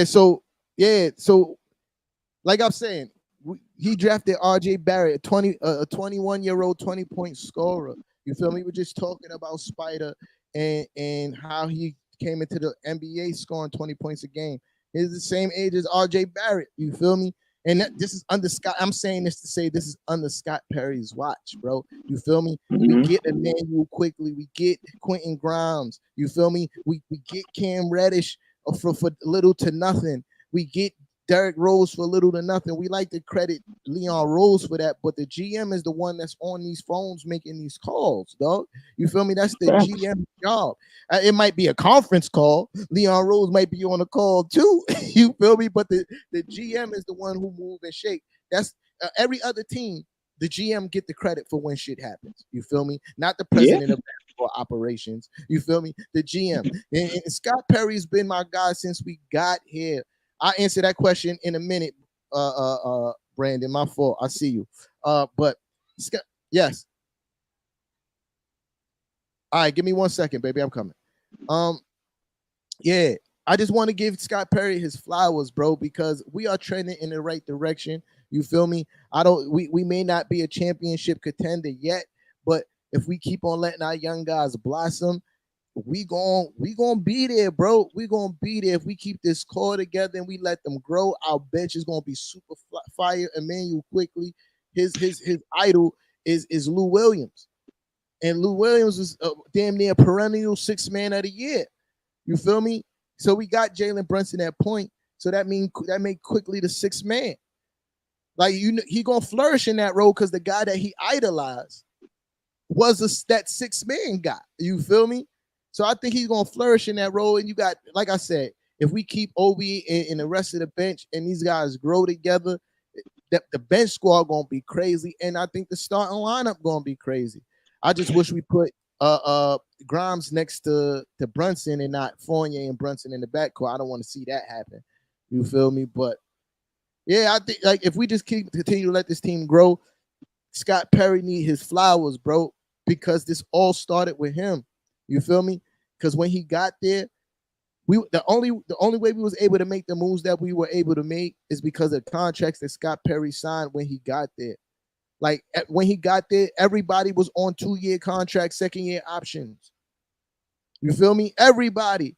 First year shit didn't work out with certain players. They were out of here. It was easy to trade guys because of their contracts.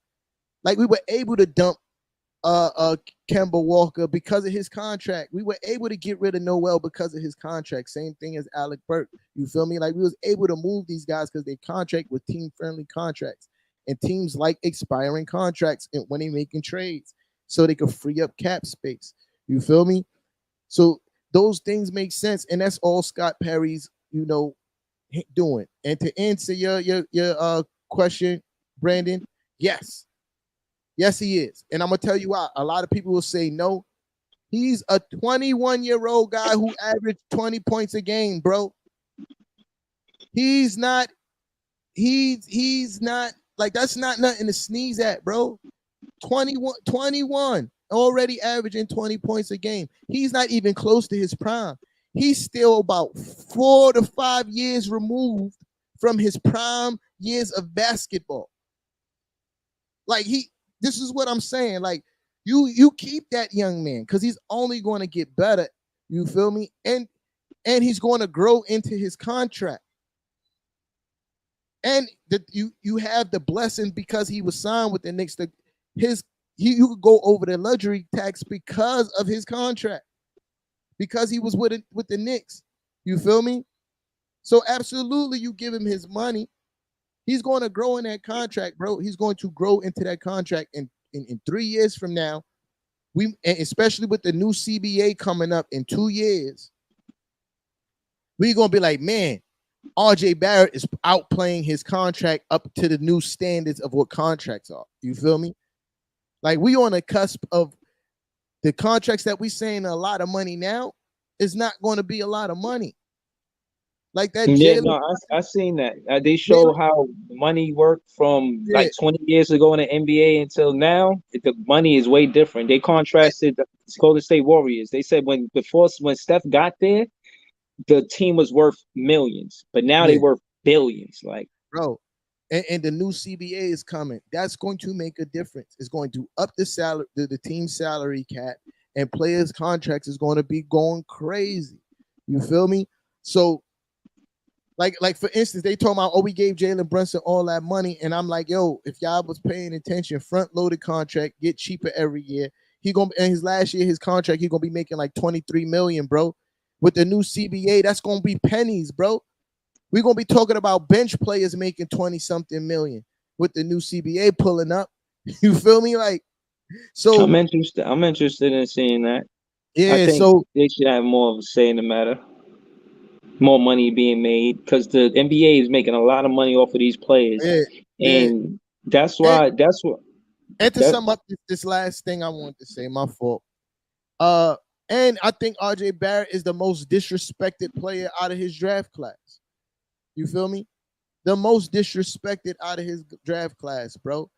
You can easily make an argument he is the third best player out of the draft. You could say Garland is, but Garland don't play defense like RJ. You feel me? Garland is a better scorer, yes. You feel me?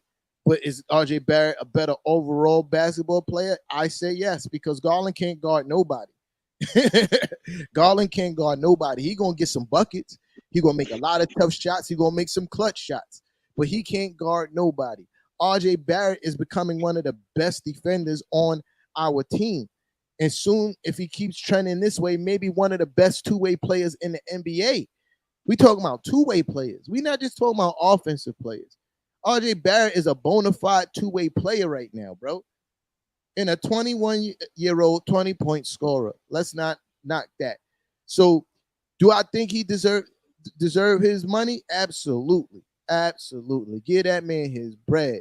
You feel me? Give that man his bread, because if he keeps trending this way, and especially if we don't make this trade for Donovan, this is another reason why I don't want Donovan like that, because he's going to stunt RJ Barrett's growth. That's less shots for RJ Barrett. Donovan Mitchell is a severely ball-dominant basketball player. He takes a lot of shots. He holds the ball a lot. You feel me? So that's why I'm not all the way in on a Donovan trade. I would definitely like to see him on the team. I wouldn't be mad. That's a great pickup. You feel me? But I'm also content with just staying the course and having this team grow organically. Because like I said, I feel like we have the pieces that once they grow together, we be looking at a Boston situation. You feel me? What do you mean a Boston situation? Like, our team could be just as good as Boston if we let that team grow together. Do you? A Knicks fan said, and I'm asking, do you agree that y'all window to win it is in 2024? By then, y'all should have a team assembled to go after the championship.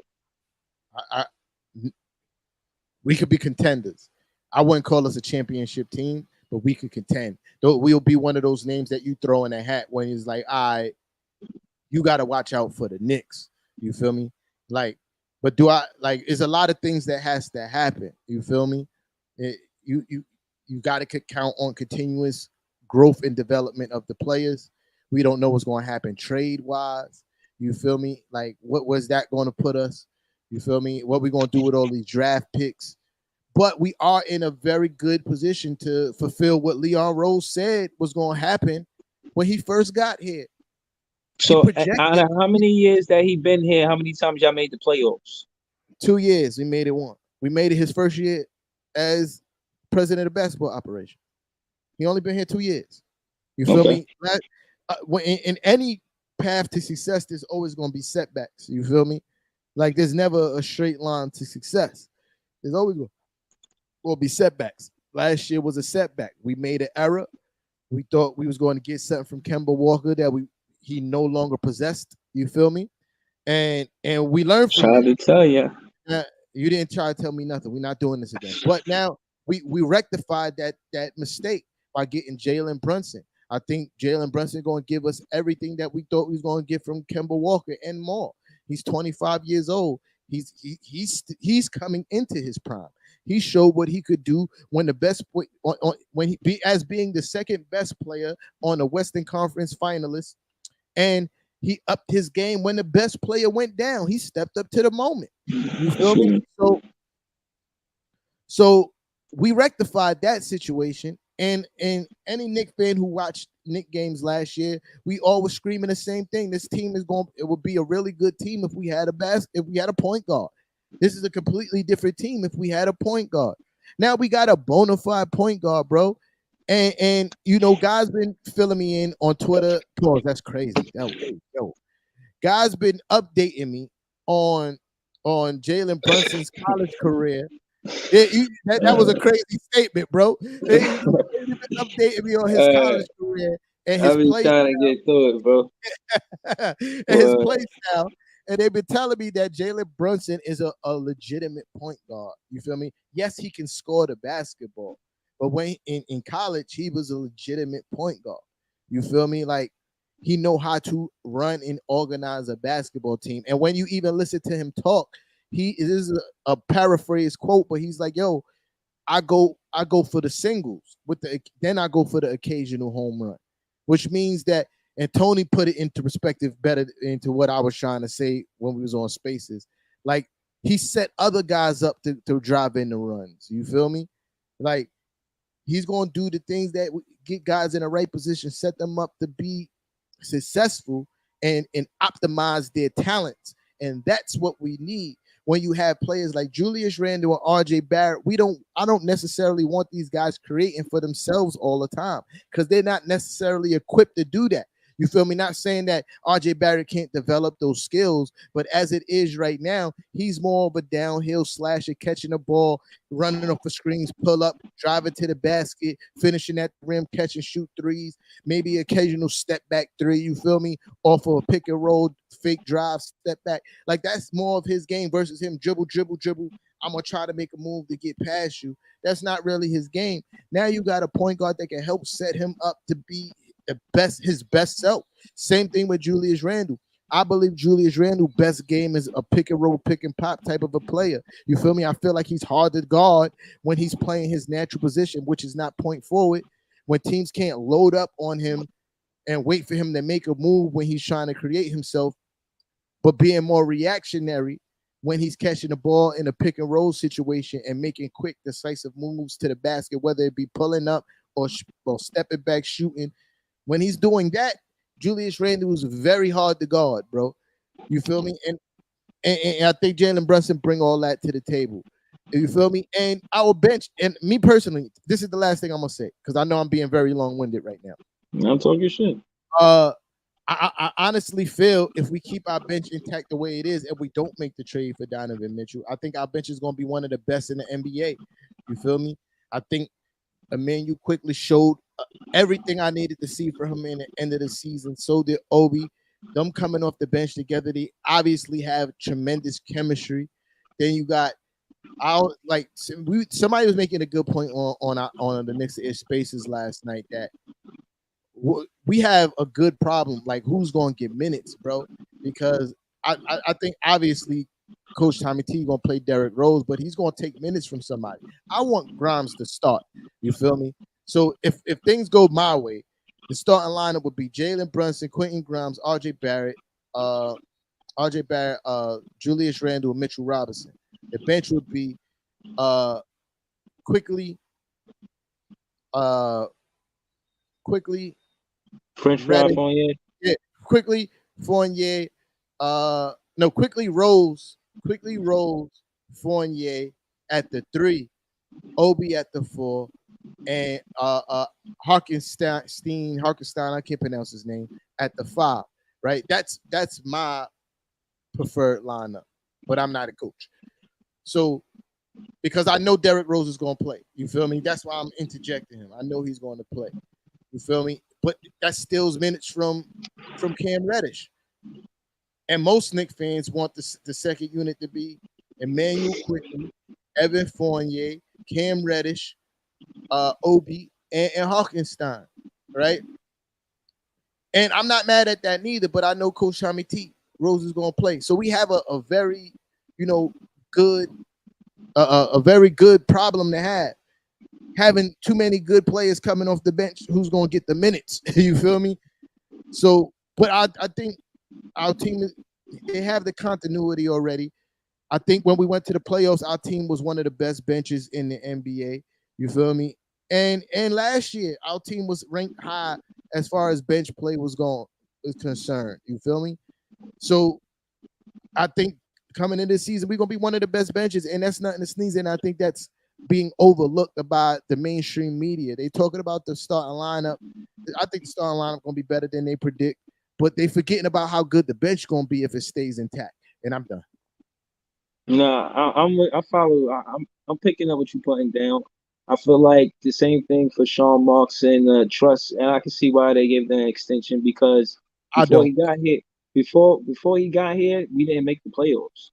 When Sean Marks got here, we made the playoffs. So again, when you look at the numbers, you gotta look at it in totality to actually what he actually did. And the difference between him and I guess Scott Perry is he gave up the core. Y'all kept the core, which is a major difference. But at the end of the day, they, I guess, confident in him being able to build another core. Hence, the sophomores going into their second year with Cam Thomas, Kessler Edwards, DJ, and Day'Ron Sharpe, and giving up the draft pick and getting Royce O'Neal. I think that's them going heavy. And I've seen interviews to back this claim.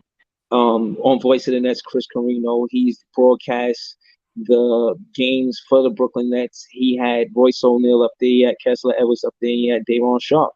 And pretty much that's the vibe I was getting, that these guys, they're gonna get minutes. And I'm saying that to say that's who we got coming off of the bench. I don't know how it's gonna play out, who's gonna start, to be honest. Maybe O'Neal starts, maybe Warren starts.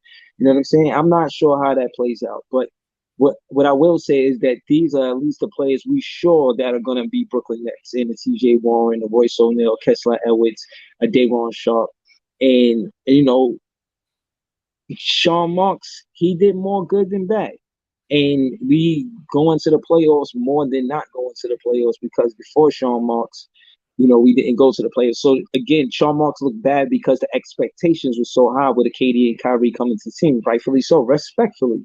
But at the same time, I think the Brooklyn Nets look at Sean Marks as a plus from when he got here to what we were before he got here. So I think that's part of the reason why they're going to ride with a Sean Marks. And I see Day'Ron Sharpe being a double-double guy. I do. I do see that. I've seen some of that, flashes of it last season, and I think there's going to be more of it this season because, again, I really feel like he's going to get more minutes, more playing time. Far as stealing minutes, like you said, I think James Johnson took a lot of Day'Ron Sharpe minutes. I was saying that last season too, and more what I'm saying again. This is what I was saying with Joffrey Joe. Shout out to him. We did that night last night. That's what he was talking about. He's like, "Yo, we talked about this." Yeah, he feel like he should be doing better. Day'Ron Sharpe had 4 blocks.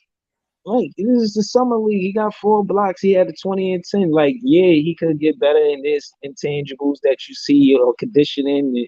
I think he's such a Brooklyn Nets fan that he just critiques a lot of the development of the player actually. And it's dope doing lives with him. Check us out or whatever. But point is that I see the development in the play of a Day'Ron Sharpe, and I could see us having a strong bench as well if we don't trade our pieces. And that's the significance of Cam Thomas not getting traded. I don't know if y'all heard or not, but he's been like hot on the market as far as trade. You know what I mean? But getting back to the Knicks, I jumped in a few Knicks spaces and talked spicy, and they shouted you out. They thought I was you in one of them. I was in hoop spaces, and he was like, "Yo, shout out to Nixon Ish." I was like, "Nah, this big fan Breezy." I shouted you out, of course. And then, I was just talking Sriracha. I came there with Sriracha, and I was just saying, we run a city. So now I got some pushback or whatever, but it was all fun. So shout out to them. And I was just asking, and as much as y'all confident in having a good team, some fans feel like realistically y'all fall in the 6, 7, 8 category. You guys, I don't know how many Knicks agree with that, but the highest seed I heard the Knicks say was 6, and the lowest I heard was 8. So I don't know how you feel about that. You know what I mean? You agree with that or not? I do slightly. You feel me? Slightly. I think the teams that he put above y'all wasn't us for one, and it was like Miami, Boston, Toronto. I'm not Milwaukee. I'm not all the way sold on Toronto. You feel me? Because who had a better offseason, the Knicks or Atlanta? I think we gotta see how those guys work together. On paper, it looks great. You feel me? On paper, it looks great. On the off season, who you think? Like the Knicks are up there as far as the best off seasons this season. Not us. I'm not saying it's us. Nah. Well, if KD and Kyrie stay, then yeah. But it's too early to say at least. The large consensus is that the Knicks didn't have a great off season. Really? I'm talking about outside of the Knicks faithful. You feel me? Like if you listen to sports TV and sports radio, they don't think that the Jalen Brunson pickup was good. And I'm like, y'all bugging because we haven't had a solid point guard in 20-something years. And we finally got one. Last year, everybody who was the same guys that was talking shit about the Jalen Brunson pickup were on TVs like, yo, the Knicks need a point guard. They're in desperate need of a point guard. They need a point guard. So we go out and get a point guard, and that's still not good enough. I heard one commentator say, even if we get Donovan Mitchell, we still gonna fight to be a lottery team. This is hate from the media. You feel me? But me personally, my thought of where we're going to be, I see us somewhere between, I only go up higher one, between 5 and 8. You feel me? 5 and what? And 8. Okay. Between 5 and 8, realistically. Yeah, I think we're going to see a drop off from certain teams. I think the Hornets is absolutely done. You feel me? Because of Mikal Bridges. You feel me? Yo, you got the wrong time on there. Oh, I do. But I don't know, man. Angelo, you can call now if you watching. Call now. Don't just read the number and call now. Don't 11 for you. That was for last week. Don't worry about it. Yeah. My fault, y'all. But you saw people didn't care. They pulled up. They called. Shout to Jaffe. Shout to Kev. Shout to whoever else called up. Jay called. Yeah. My guy Jay. Shout to This Is Jay, man. That's my dude. Yeah, dope Nets fan, man. Trolling y'all since day one, man. So I think like I was saying, I think the Hornets is done because of the Bridges situation. That guy's a retard, man. Yeah, I heard Detroit looking for him. Ironically, they're building from the draft, and they don't look too shabby, man. I'm not going front. Detroit, if y'all get him, y'all scumbag organization. Because if that man did what he did to that woman, bro, like I saw pictures, and I can't respect it. You feel me? Like, yeah, it's still all allegedly. You know what I mean? But I saw pictures. She had bruises, bro. You know what I mean? It was bad. I think the NBA want to penalize him. It's going to make it look away, kind of like the Ray Rice situation. But not really. Yeah, kind of. I think the Ray Rice was bad because you actually, as a person, get to see what happened. Her pictures were really bad, and I don't know. I think ultimately the NBA has to but because to save the image of the NBA to show that it's not accepted, I think they penalize her. I think they penalize them. Sorry to say it like that, but those kind of mistakes could end your career, man. Realistically, bro, you got to be more careful than that. Yeah, but like I said that to say, you know, I think there's teams that the Knicks that's going to have a drop off, and I think the Knicks is going to capitalize on that. You feel me? So there's that. But yo, I'm about to get off this so I can tend to this kid, man. Oh man, shout out to Khalid, man. Got love for that Nick fan. Y'all know what's up, man. Shout to all of the fans that pulled up tonight, man. And we want to thank y'all, man. You know, the basketball, it's only summer league, and y'all tuning in. Y'all been hitting the like button. I see the eyes and the like button is around the same number. So I want to say thank you. I appreciate it. Share. Sharing is caring. Shout to all of the spaces I be on Twitter. Y'all be showing love. So shout out to all of y'all. Too many to name. And yeah, man. I'm looking to see what happens with the Summer League Championship. By next week, Friday, we should know. Stay tuned. We got more coming for y'all. Yeah, the Knicks Bada bing, bada boom, boom, shaka laka, mama say, mamu saka. Yeah, the Knicks is about to be the first team to win a Summer League Championship ring. You heard? You know what I mean? Shout out to Barry, I see you, man. Shout out to Matt. Shout out to all y'all, man. We gonna see, man. Y'all playing well. We gonna see. Yeah, yo, but yeah, appreciate all y'all. We out of here. Peace. Peace, man. Next, we still in this. Let's go.